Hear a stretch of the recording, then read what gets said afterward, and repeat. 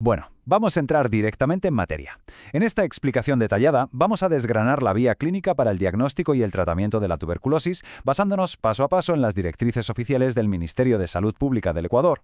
Básicamente, vamos a ver los algoritmos principales para identificar la enfermedad y los protocolos exactos que se deben seguir desde que el paciente entra por la puerta hasta lograr su curación. El recorrido que haremos tiene un orden bastante lógico. Primero, la identificación de los síntomas iniciales. Luego, los algoritmos de diagnóstico principal. Pasaremos al diagnóstico en grupos vulnerables. Después, a los esquemas de tratamiento estándar. Y finalmente cerraremos con el seguimiento clínico del paciente. Así que arrancamos con la primera etapa, la identificación de síntomas iniciales y cómo establecer esa sospecha base. Todo este proceso, digamos el mecanismo entero, se activa con un concepto fundamental: el sintomático respiratorio. Según la guía oficial, hablamos de cualquier persona que presente tos con expectoración, ya sea con sangre o sin ella, durante un periodo de tiempo muy concreto. Este es el detonante absoluto.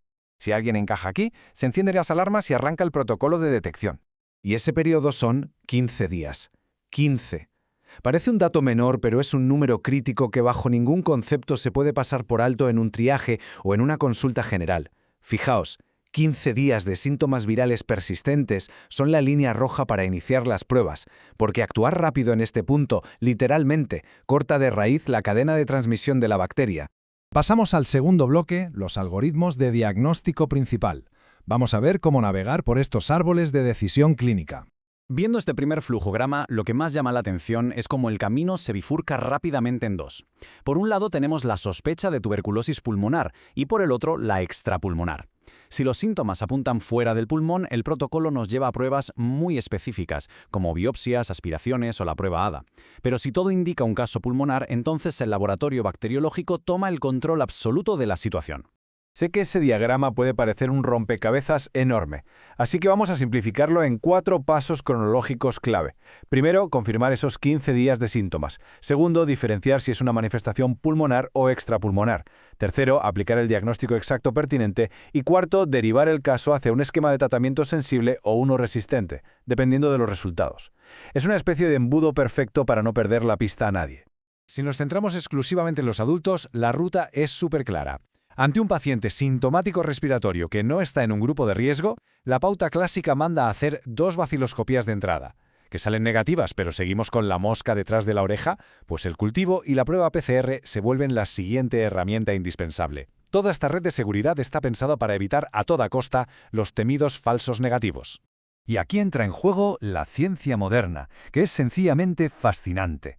El uso de la biología molecular, concretamente la prueba PCR en tiempo real, marca un antes y un después.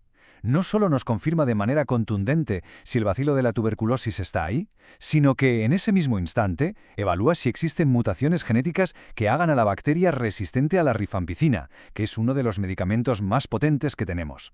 Es decir, las pruebas moleculares han tomado un protagonismo indiscutible. Las directrices exigen cada vez más que la PCR en tiempo real sea la primera línea de ataque. ¿La razón? Ahorras semanas de espera respecto al cultivo tradicional, detectando la bacteria y la posible resistencia de un plumazo. Es un salto cualitativo brutal para la salud pública a nivel global. Entramos ahora en la tercera parte, el diagnóstico en grupos vulnerables. Veremos cómo se ajustan estos algoritmos para los pacientes pediátricos y aquellos con VIH. Este esquema en concreto aborda un reto mayúsculo: los niños menores de 5 años. En ellos, la enfermedad puede avanzar rapidísimo, por lo que investigar los contactos cercanos es vital. Además, como pedirle una muestra de esputo a un niño tan pequeño es una odisea, las guías tiran de alternativas. Se apoyan en radiografías anormales y recomiendan aplicar un sistema de puntuación clínica, como los criterios de Stege en Kaplan y Toledo, para atar cabos cuando la bacteriología da negativo. Ojo con esto, porque para las personas que viven con VIH, la regla de los 15 días de la que hablábamos antes se anula por completo. En este grupo, cualquier síntoma, ya sea tos de un solo día, fiebre, pérdida de peso o sudoración nocturna, es un disparador automático.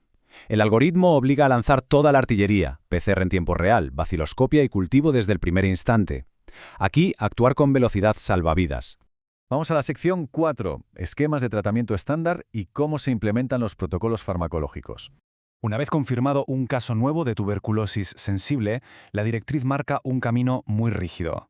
Se usa este esquema que se conoce médicamente como 2HRZ/4HR.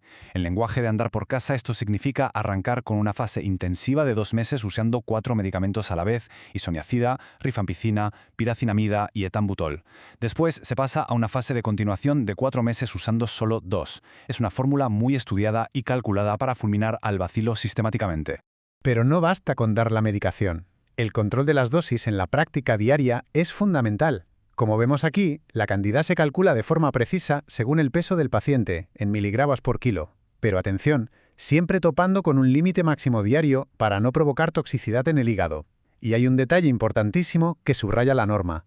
Todos estos medicamentos de primera línea se tienen que tomar juntos en una única toma diaria. Y aquí vuelve a aparecer un número clave: el 6. 6 meses de tratamiento sin fallar ni un solo día es el mínimo indispensable para curar una tuberculosis sensible. Dejar la medicación antes de tiempo o tomarla a medias es literalmente lo peor que puede pasar. Es exactamente lo que provoca las recaídas y lo que crea esas temidas cepas resistentes a los fármacos.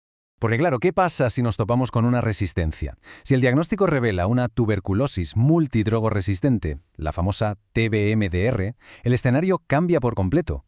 Pasamos de 6 meses a un tratamiento larguísimo de, como mínimo, 18 meses. 18 meses. Y esa fase intensiva de la que hablábamos ahora requiere 5 pastillas orales y un inyectable diario durante medio año. Queda clarísimo por qué afinar el diagnóstico desde el día 1 es una prioridad absoluta. Llegamos a la recta final. Sección 5. Seguimiento clínico del paciente y cómo se monitoriza esa adherencia al tratamiento. La evidencia no miente. La falta de adherencia al tratamiento es el verdadero talón de Aquiles en la lucha contra esta enfermedad. Por eso, las directrices imponen un marcaje al hombre increíblemente estricto.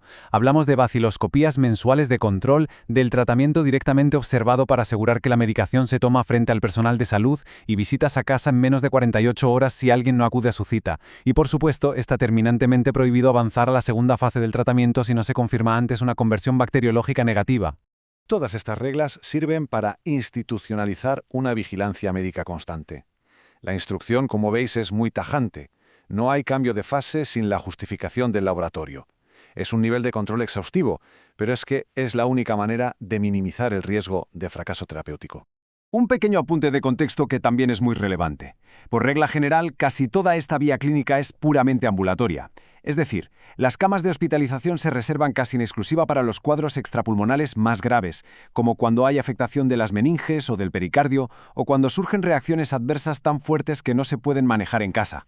Y para terminar, dejamos una pequeña reflexión flotando en el aire. ¿Con qué nivel de consistencia se aplican realmente estos algoritmos en el día a día clínico? Disponer de unas directrices estandarizadas basadas en tanta evidencia es un recurso de incalculable valor, pero el impacto real en la salud pública depende por completo de asimilar estos pasos y ejecutarlos a la perfección cada vez que se atiende a un paciente. Esperamos que este recorrido haya servido para consolidar cómo funcionan estos protocolos. Ha sido genial repasar todo esto a fondo y esperamos que haya resultado sumamente útil.